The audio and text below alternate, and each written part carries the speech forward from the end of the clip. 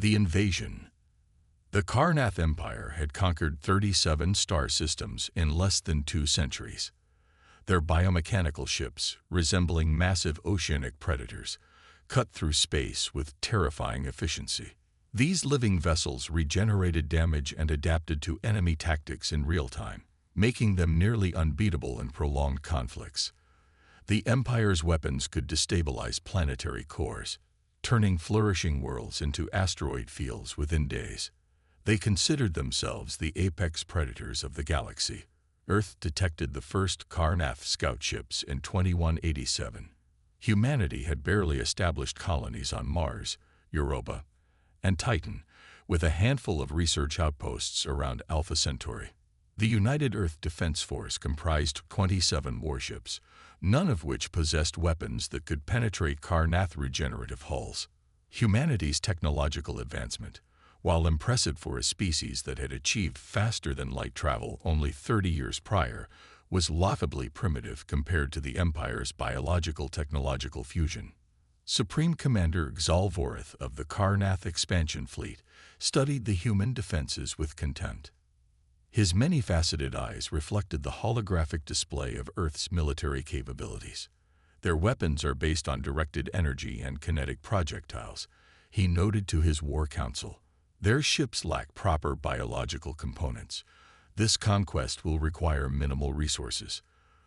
The first wave of Karnath attack vessels entered the Sol system on a calm Tuesday in April. They bypassed the outer system defenses using dimensional folding technology that human sensors couldn't detect.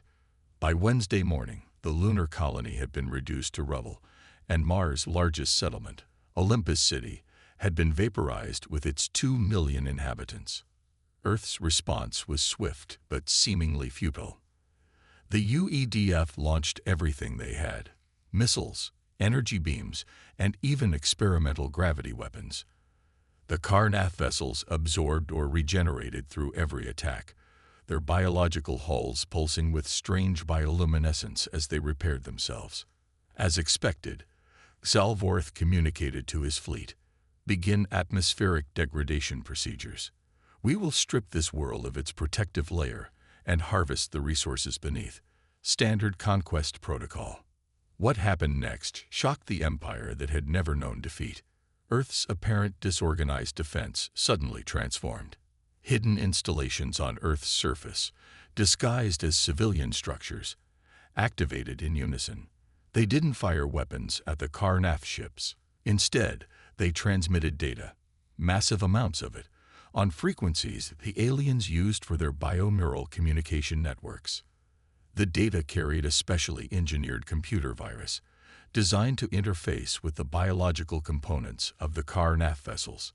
Humanity had been studying the scout ships for months, capturing fragments of their communication and reverse engineering their biological technology. The virus didn't try to destroy the ships.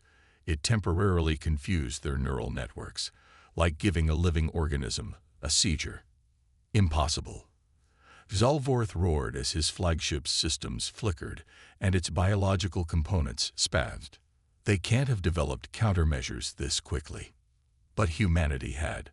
What the Karnath didn't understand, what no species they had encountered before understood, was humanity's unique capacity for adaptation under extreme pressure.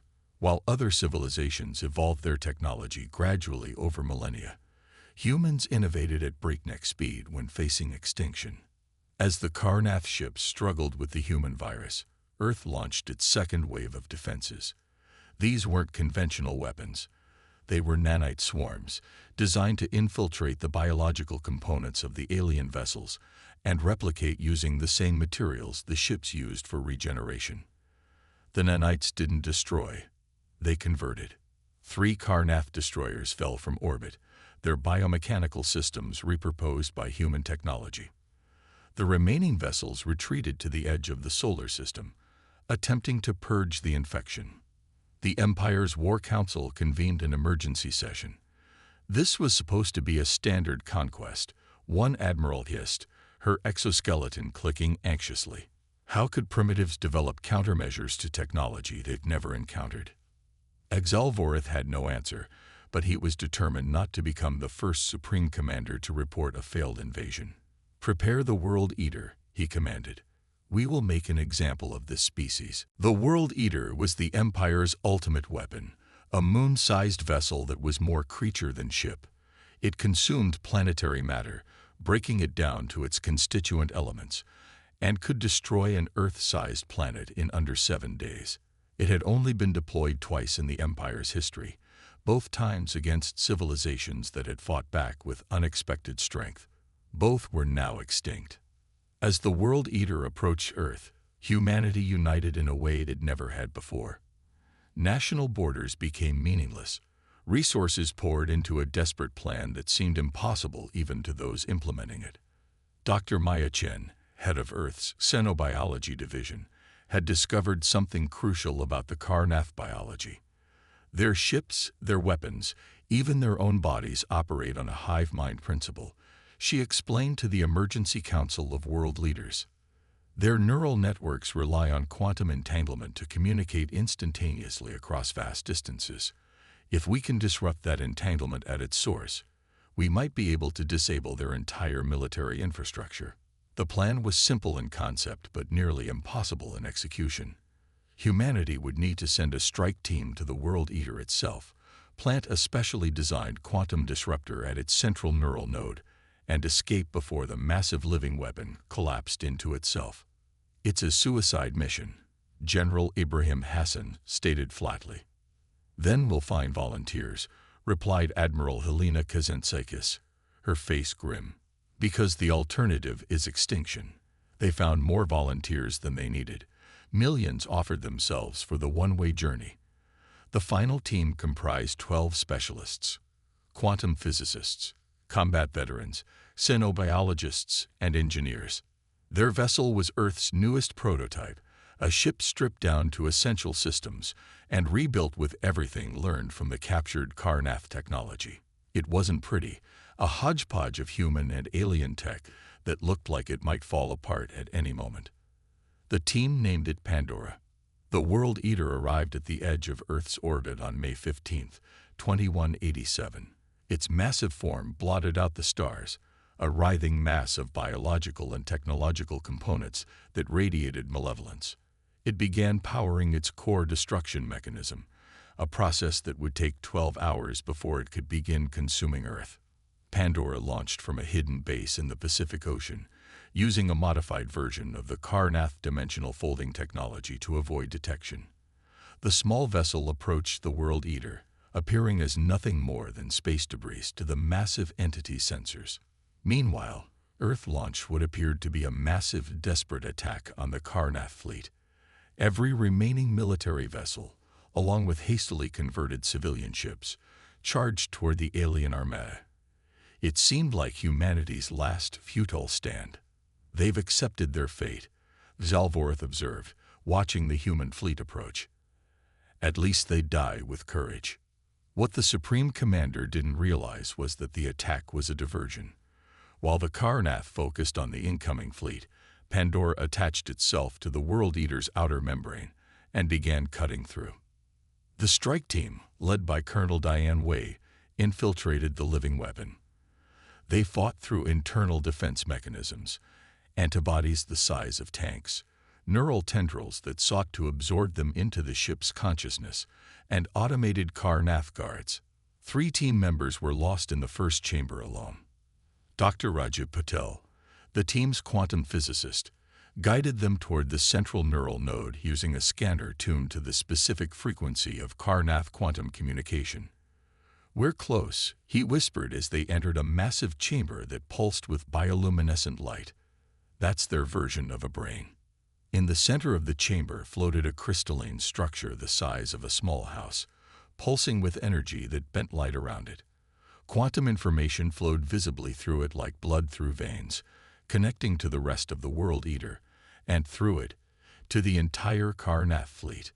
"Plant the disruptor and let's go," Colonel Wei ordered. "It's not that simple," Dr. Patel replied, studying his instruments. "The disruptor needs to be placed inside the crystalline matrix. Someone has to carry it in. The radiation levels in there will kill anyone in seconds, Dr. Elena Sokolov, their radiation specialist, warned. Colonel Wei took the disruptor from Dr. Patel. "Then I'll do it." "Wait," Dr. Chen interjected. She had been studying the neural node intently. "The Karnath consciousness is accessible from here. If someone interfaces with it while placing the disruptor, they could send a message directly to the collective mind of the Empire." "What kind of message?" Wei asked. "A warning," Chen replied simply. "Or a promise." Wei nodded, understanding. She attached the neural interface to her temple, gripped the disruptor tightly, and stepped into the crystalline matrix. The pain was immediate and overwhelming, but Wei forced herself forward, each step taking her deeper into the consciousness of the enemy that had come to destroy her world. As her body began to fail, her mind connected with the vast network of the Karnath Empire. In that moment, Colonel Diane Wei spoke directly to the collective consciousness of a species that had never known defeat. "I am humanity. We will not be conquered. We will not be exterminated. If you continue this war, we will find you wherever you hide. We will adapt to every weapon you create. We will overcome every advantage you possess. This is not a threat. This is a promise." With her final strength, Wei activated the quantum disruptor. At the edge of Earth's orbit, the World Eater convulsed. Its massive form shuddered as quantum connections collapsed throughout its neural network. The disruption spread like a shockwave through the quantum entanglement that connected the entire Karnath fleet. Ships lost control of their biological components, weapon systems failed, and communication collapsed. In that moment of vulnerability, Earth's desperate attack revealed its true purpose. Each human ship carried enhanced versions of the nanite swarms that had been successful in the first battle. They swarmed over the disabled Karnath vessels, converting and repurposing at a cellular level. Aboard his flagship, Supreme Commander Xalvorth watched in horror as his invincible armada was dismantled before his eyes. Worse, he had felt Colonel Wei's message through the quantum network. They all had. For the first time in his long life, the Supreme Commander knew fear. "Retreat," he ordered, his voice barely a whisper. "Full dimensional fold. Return to Imperial space." The remnants of the Karnath fleet fled Earth's solar system, leaving behind their disabled World Eater and dozens of converted warships.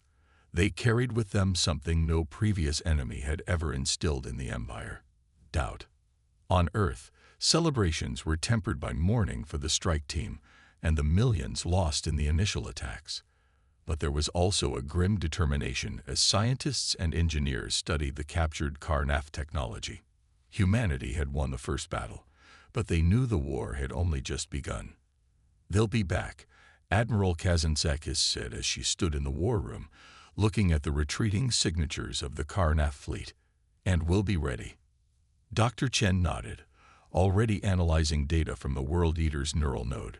"No, Admiral," she corrected. "When they come back, we'll be waiting for them."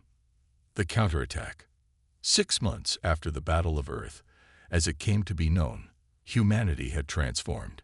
The captured Karnath technology accelerated human development by what would have been centuries of natural progression. The biomechanical principles that made the alien ship so formidable were reverse-engineered and improved upon. Where the Karnath had evolved their technology over millennia, humanity revolutionized it in months. The World Eater, once the Empire's ultimate weapon, became humanity's greatest laboratory. Scientists from every nation worked tirelessly to understand its systems, its weaknesses, and most importantly, its dimensional folding technology that allowed for instantaneous travel across vast distances. Dr. Maya Chen led the research effort, having dedicated herself to understanding the quantum network that Colonel Wei had sacrificed herself to disrupt. "The Karnath don't just communicate through this network," she explained during a briefing with the newly formed Human Defense Alliance. "They think through it. It's a singular consciousness spread across billions of individuals and their technology." "A weakness," General Hassan observed. "Disrupt the network, and you disrupt their ability to function as a coordinated force." Chen finished. "But they'll have adapted since our attack. We need something new." Admiral Kazantzakis studied the holographic display showing the known territory of the Karnath Empire. "We also need intelligence. We know almost nothing about their worlds, their population centers, their military installations." "I have a proposal for that," said Dr. James Okonkwo, head of the Xenopsychology Division. "The Karnath have conquered dozens of species. Not all of them would be loyal to the Empire. If we could make contact with resistance movements, we'd have allies behind enemy lines." Kazantzakis nodded. "I like it." The plan took shape rapidly. Using modified Karnath dimensional folding technology, human scout ships slipped into systems controlled by the Empire. They made contact with subjugated species who had long ago given up hope of resistance. The arrival of humans, a species that had not only survived a Karnath invasion, but had driven them back, was like a spark in dry tinder. On Viridian, a water world whose inhabitants had been reduced to slave labor in mineral extraction facilities, the resistance had dwindled to a few hundred. After contact with human operatives, it swelled to millions within weeks. On Talos Prime, an industrialized world forced to produce components for Karnath ships, workers began sabotaging production with techniques provided by human engineers. Throughout the Empire, the whisper spread. Earth fought back. Earth survived. The Karnath response was predictably brutal. Entire planetary populations were punished for the actions of a few resistors. But this only fueled the growing rebellion. Every act of imperial cruelty became propaganda for the human-led alliance. Meanwhile, Earth prepared. The first generation of hybrid vessels, combining human innovation with Karnath biological technology, launched 9 months after the invasion.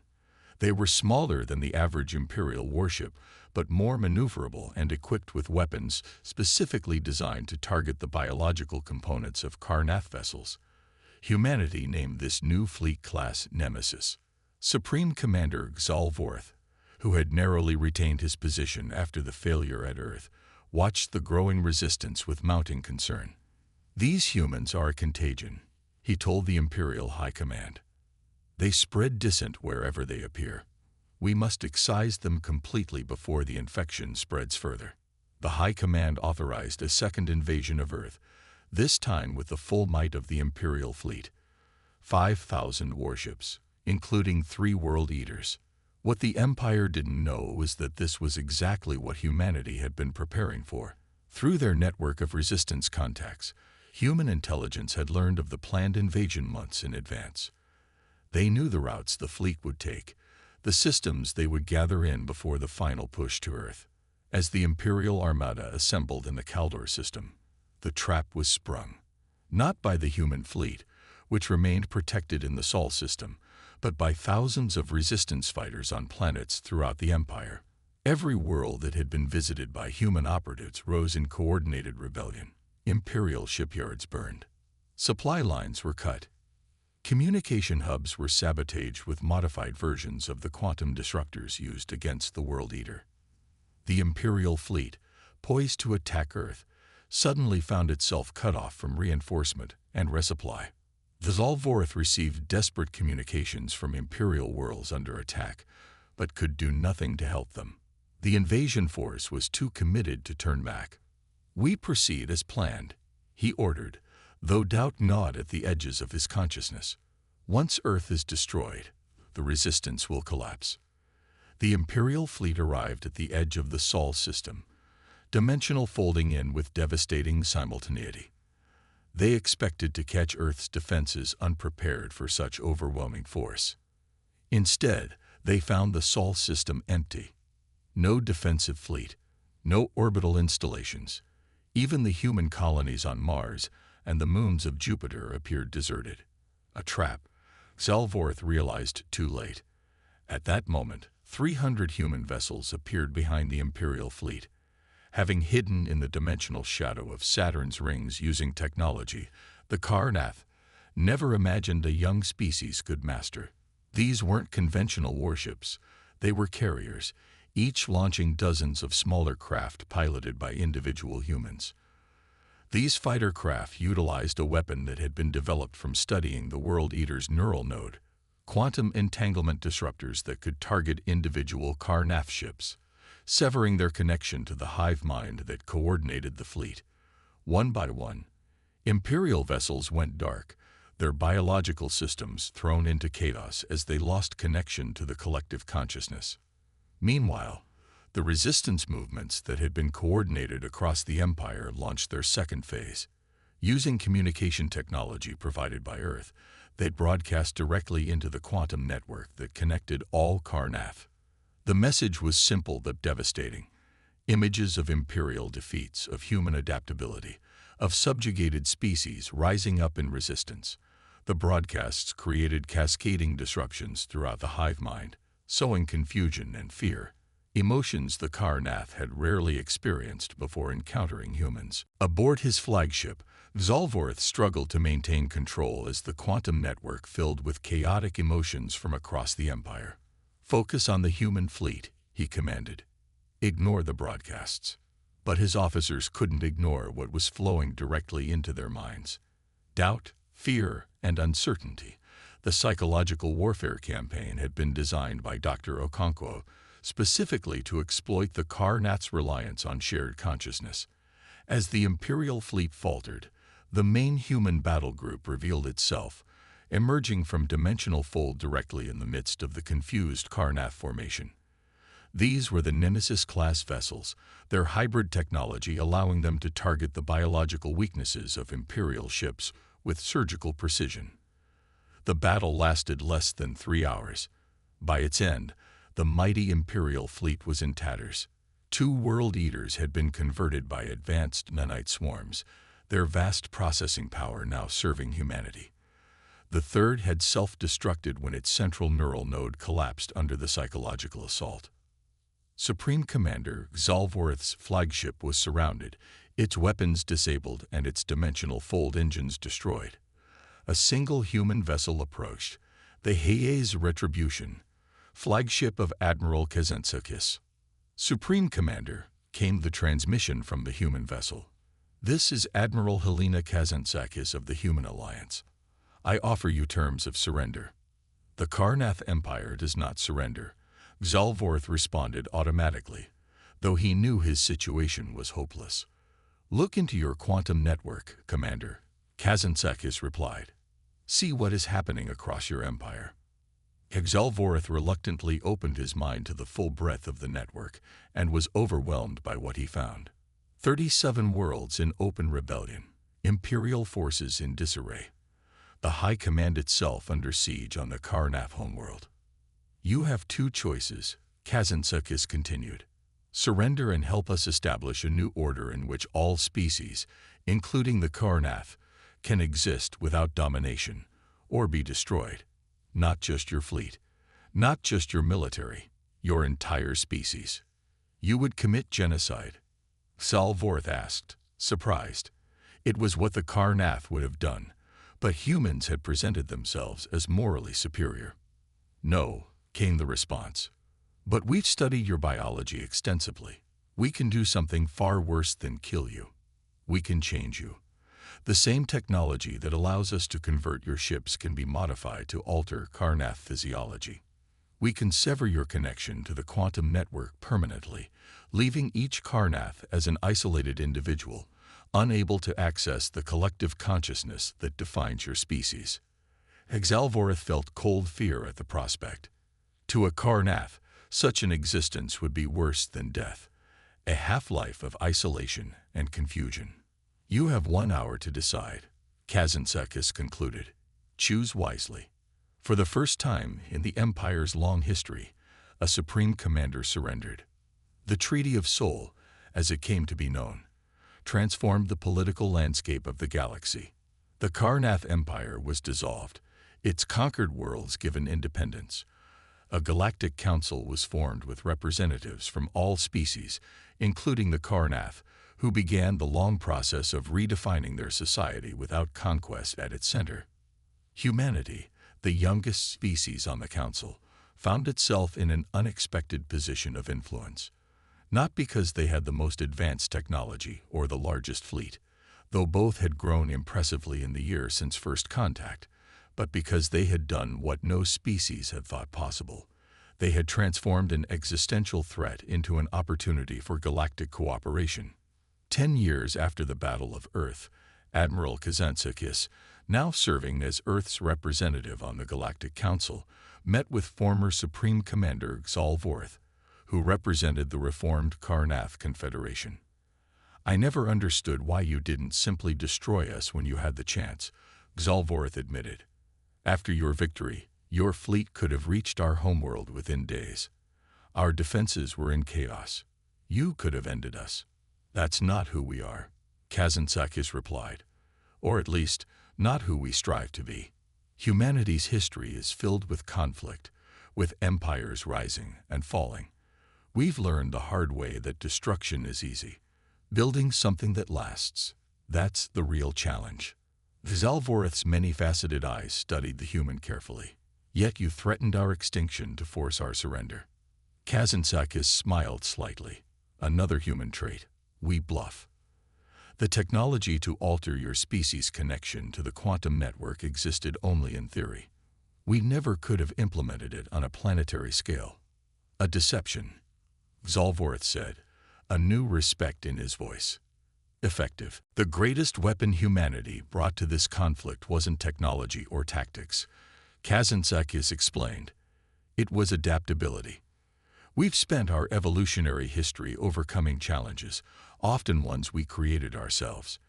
When faced with extinction, we don't just fight harder, we change the rules of engagement." Throughout the galaxy, the story of Earth's resistance and ultimate victory over the Karnath Empire became legend. In the great archives of the Galactic Council, the entry for humans was updated with a simple but profound warning. "Approach with respect and peaceful intentions. When threatened, this species demonstrates unprecedented adaptability and determination. They do not acknowledge the concept of inevitable defeat. When conventionally outmatched, they innovate beyond established parameters. They transform weaknesses into strengths and enemies into allies.